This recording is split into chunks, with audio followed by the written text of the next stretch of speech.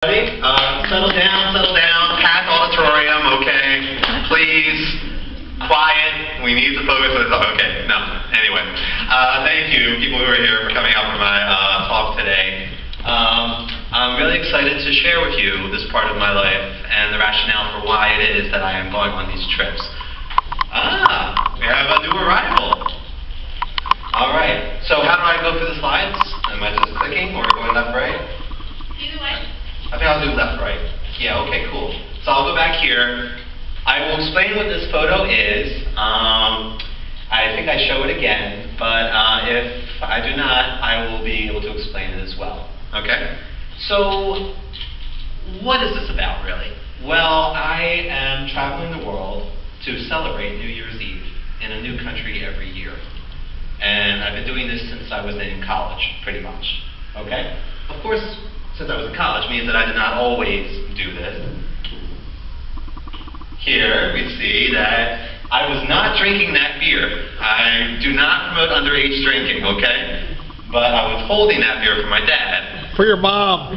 What? For your mom. Oh, for my mom. Sorry, I guess this is a different beer. I was holding 2 beers and then I was holding 1, okay. Here we see me and my dad too, actually. Sporting a really mean mustache, Dad. Way to go. I have this photo. How old was I in this shot? 20. No, Oh, okay. you were 3. I was 3 years old. A fan of Batman. Twee. So, I did not always travel, as you see. I grew up here in what I call Port Fishington, that area, Port Richmond, Fishtown, and Kensington. Native of Philly, and my parents have never left the USA. All right? So, what happened? Why did I start going on these trips? Well, my first time leaving the country, I went to Taiwan. I was in college, and this was winter break between 2004 and 2005, and I got to see some amusing things. I went because my college girlfriend was from Taiwan, and we were dating long enough that I would go visit her family in Taiwan. And funny things happened. You know, I got to see some amusing, episodes of English instances. I love that photo. Please don't unwrap it or you have to buy it. If you need to help, please let us know. So that makes me pretty happy. I just imagine someone very eager wanting to help in the store and letting them know. And no lie, look at what I found in Taiwan. I found a Phillies cap. All right? And that was about 49 Taiwan dollars, so we're looking at 17 to 1, so a few bucks for a Phillies cap. One of the first things I saw when I was in Taiwan, and I thought that was pretty amusing. Okay. And I very quickly learned something, that I was wrong about a lot of things. And if you've never left this country, you'll learn that you are wrong about a lot of things, about people. This was a paper that came out recently, 2010, The Weirdest People in the World. And it was talking about how a lot of research that is done is focusing on weird populations. And this really matters because we're making generalizations about people in psychology and education, but we're focusing on a very weird population. Western, educated, industrialized, rich, democratic. Most of the world is not Western, educated, industrialized, rich, democratic, and yet here are fields like education and psychology talking about people like we could study college kids and then say, this is how people in the world are. So how many assumptions are we wrong about? And for me, I was wrong about people celebrating New Year's Eve. I thought it was a standard. I thought it was a given that people would celebrate New Year's Eve around the world. And when I was with my girlfriend's family, they looked at me like I was a weirdo. When I said, what are we doing? They said, what are you talking about? It's Tuesday. And I said, yeah, but party, New Year's Eve. And they were like, no. So I was really shocked. And I started to wonder, okay, what else am I wrong about? So here you go, like I said. Picture of New Year's Eve in Taiwan? Nope. We have Willy Wonka. You get nothing, you lose. Good day, sir. Nothing happened for New Year's Eve. And that really shocked me. Okay? So I started to wonder, how could I change? And what else was I wrong about? And really, was I going to wear such baggy clothes the rest of my life? Jeez, look at that. Here I ate from a rice cake dish that I had helped to make. So there I was making it. So I had some interesting experiences as I was traveling around Taiwan, starting to wonder, maybe I could change. You know, now I know I'm wrong about many things, but I don't even know what I'm wrong about, right? So I have to find out. I think I could travel around the world gradually, see major tourist destinations and the places that few people choose to go to, both, okay? So here are the rules. My trips must be somewhere I've never been before at all. If I've been in the country at all, not eligible, okay? And I'm not going to go into a war zone, so it has to be safe enough, right? I'm not going to risk my life, hopefully. My mom just crossed herself. Exactly. Thank you. For variety, I'll try to mix it up, going between hot areas and cold areas. And I want to have some distance as well, also for variety. So countries not next to one another, right? Or going to be more similar to one another, perhaps. And the people there don't have to celebrate New Year's Eve, you know? So I want to mix that up too, because not everybody celebrates, right?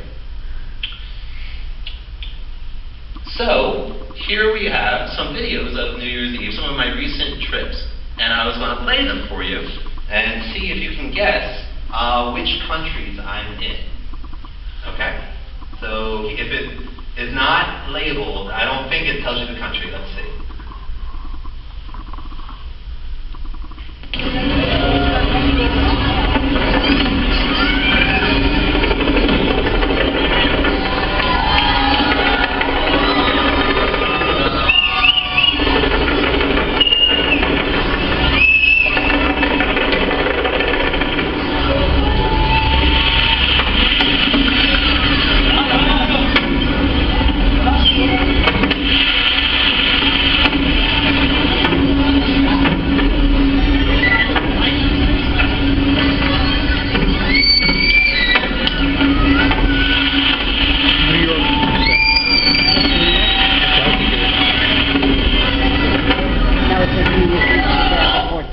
All right. So I like that at the end there, the vertical fibers, you know, up and down. Any guess which country that was? Okay. My mom, I don't know if you should be eligible. Okay. All right. But Paris was one guess. My girlfriend, I don't know if you should be eligible either. Morocco. People who have not met me before, maybe. Can you tell me which country? Japan? Yeah, I have been to Japan, but no, not Japan. All right, one more guess. Anybody? How about a hint? How about a hint? Oh, there's a hand. Dubai? Yes, that was the United Arab Emirates. I was in Dubai in NYU 2014. Yeah. All right, so yes, here we go. And that was the year they set the world record for fireworks. I was able to see that in person, and that was pretty cool, obviously. I chose the right country that year.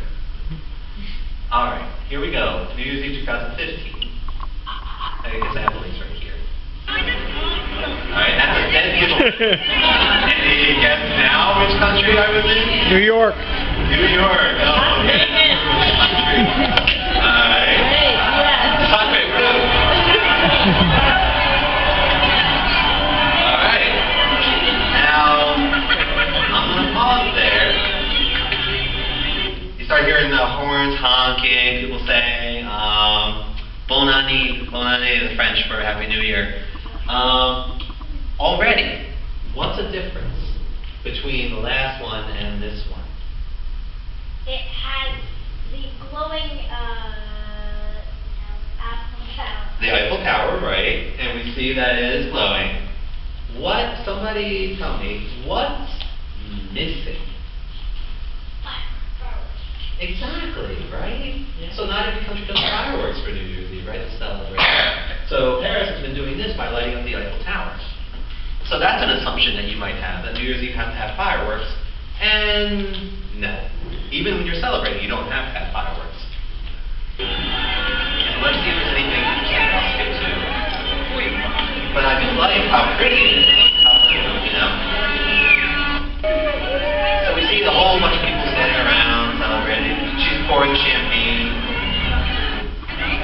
Let's see if I go back to them having a drink. Again, I do not encourage underage drinking, but there you go. They're trying. You know? And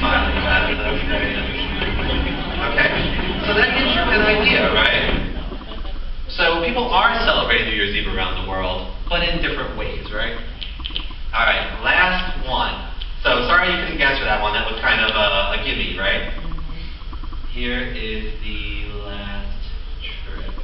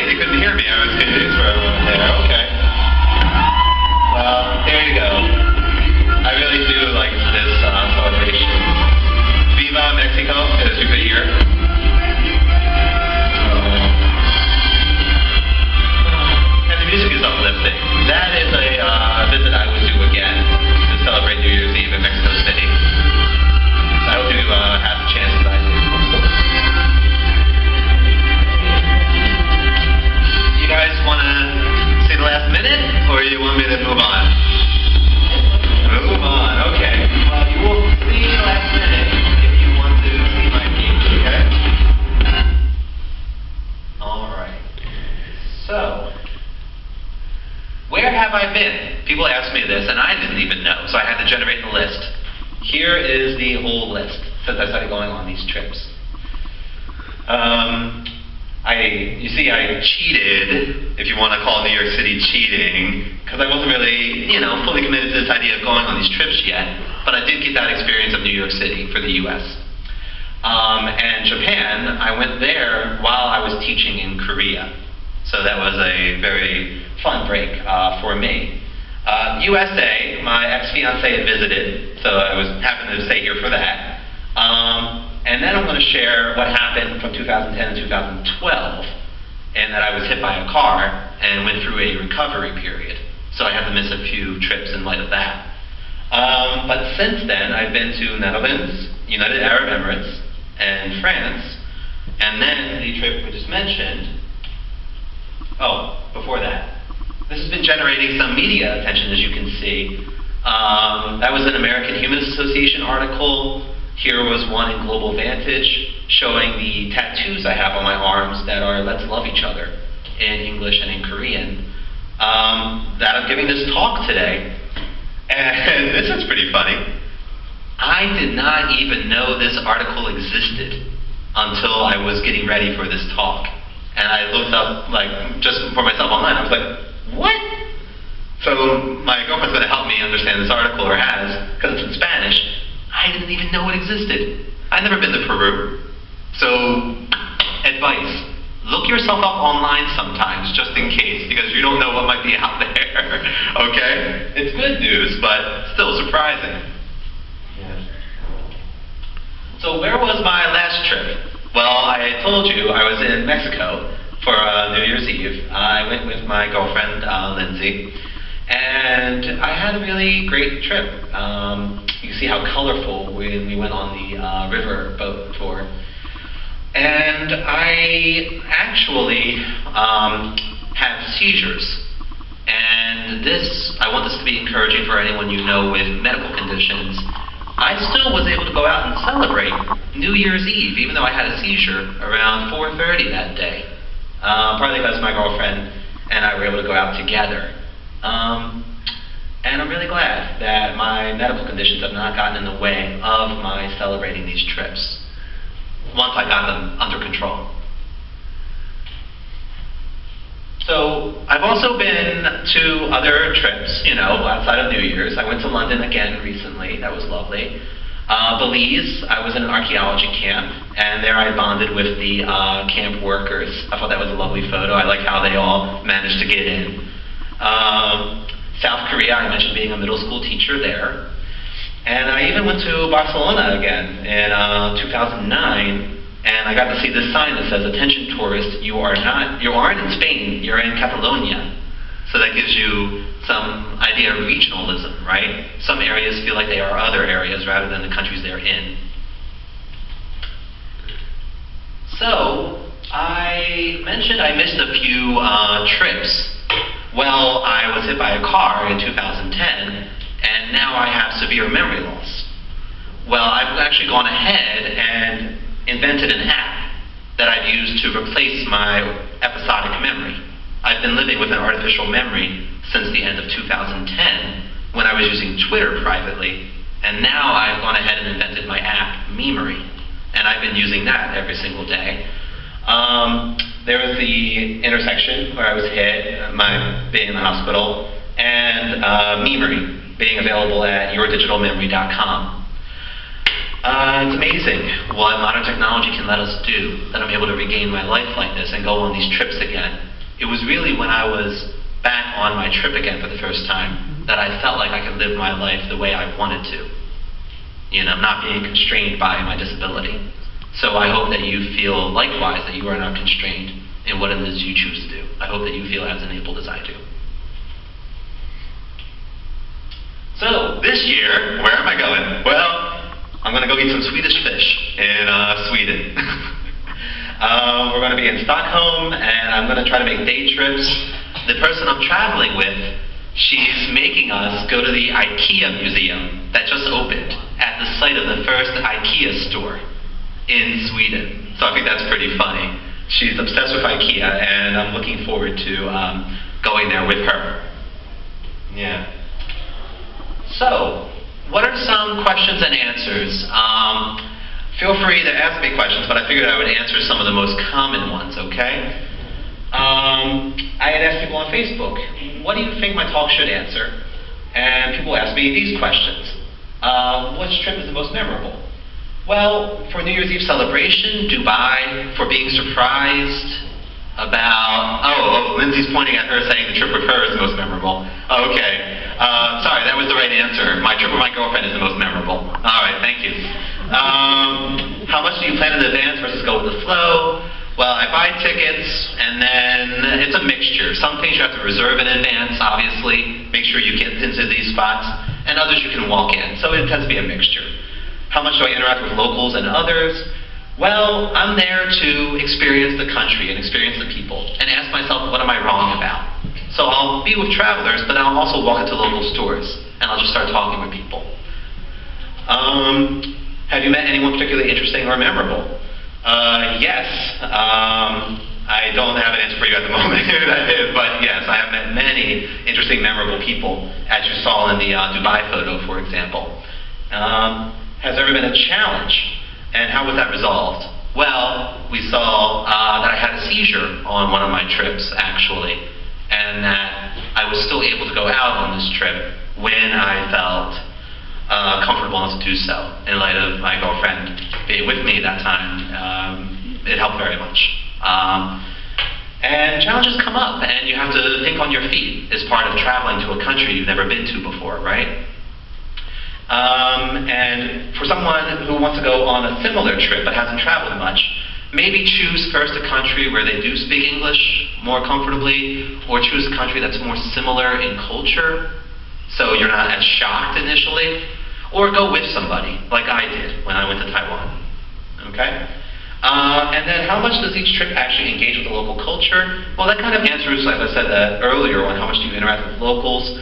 I am there to find out what is different about this area, and to actually feel like I was there. I don't want to go to the chain restaurants, the chain stores, and go to McDonald's in Sweden. I want to go to Sweden and experience what is local there for this coming trip. Okay. So, that is my talk. Thank you for coming out for it, and I will be glad to take any questions from you now or in the lobby. Thank you. Settle down, everybody. Settle down. Too many people. All right. Any questions? So, since you have been traveling like that and sharing your experiences, has that encouraged your parents to actually travel? Has that encouraged Your parents? my parents? Yes, did they? Parents, if you don't mind, I'll answer that, or you can answer that. Well, we went, as far as travel, we went to Hawaii, but otherwise, we're kind of like in the United States.